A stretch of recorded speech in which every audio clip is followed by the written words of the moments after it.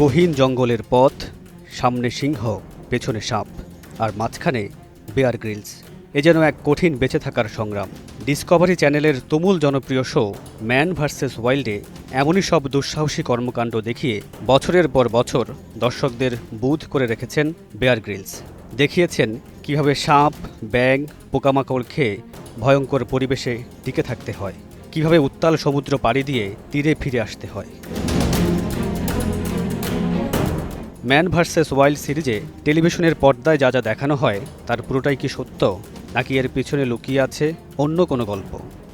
This is a pretty good place to build this wiki up. And man versus wild show সম্পর্কে জানার আগে জেনে নেওয়া যাক এই শোয়ের প্রাণকেন্দ্র বেয়ার গ্রিলস সম্পর্কে। পুরো নাম এডওয়ার্ড মাইকেল গ্রিলস। ছিলেন ব্রিটিশ সেনাবাহিনীর একজন প্যারাট্রুপার। একবার প্যারাশুট ট্রেনিংয়ের সময় মারাত্মকভাবে আহত হলে ভেঙে যায় তার মেরুদণ্ডের 3টি হাড়। চিকিৎসক সাফ জানিয়ে দেন আর কোনোদিন সুস্থ স্বাভাবিক জীবনে ফিরতে পারবেন না তিনি। কিন্তু ইচ্ছে থাকলে কি না হয়, বেয়ার গ্রিলস সুস্থ তো হয়েছেনই, সেই সঙ্গে মাত্র 3 বছরের মাথায় জয় করেছেন দুর্গম এভারেস্ট। জয় ব্রাইট লক টেকনোলজি সাধারণ পাউডারের তুলনায় দেয় দ্বিগুণ উজ্জ্বলতা। রিন অ্যাডভান্সড দেয় দ্বিগুণ উজ্জ্বলতা।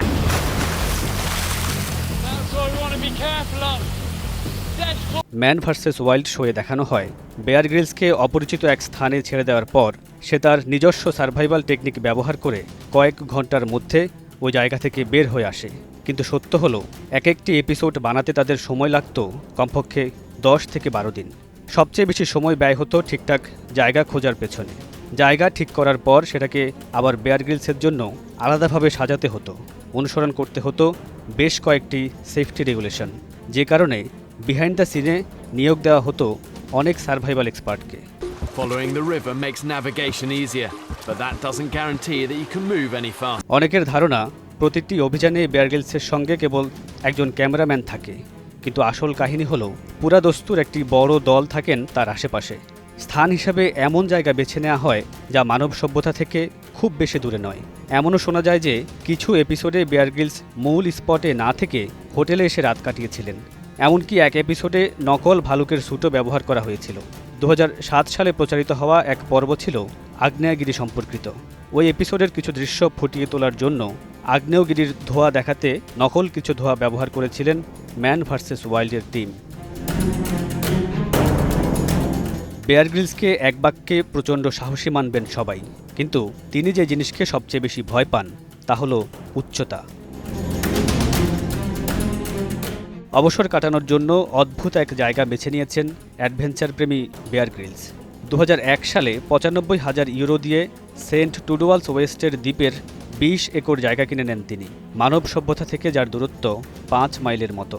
দ্বীপের চারপাশে শুধু অথই জলরাশি, নেই বিদ্যুৎ সরবরাহের কোনো ব্যবস্থা, শুধু আছে একটা বাতিঘর এবং থাকার জন্য বাড়ি। স্ত্রী সন্তানদের নিয়ে মাঝে মধ্যে সেই দ্বীপে অবকাশ যাপন করতে যান তিনি।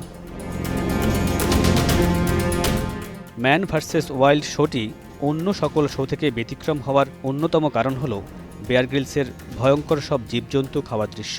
অনেকের মনে প্রশ্ন জাগতে পারে, বেয়ারের খাওয়া এ যাবৎকালের সবচেয়ে জঘন্য খাবার কোনটি? ছোটোখাটো পোকামাকড়, বিচ্ছু, পচা মাংস, ভালুকের মল, বিষধর সাপ, নাকি নিজের মূত্র?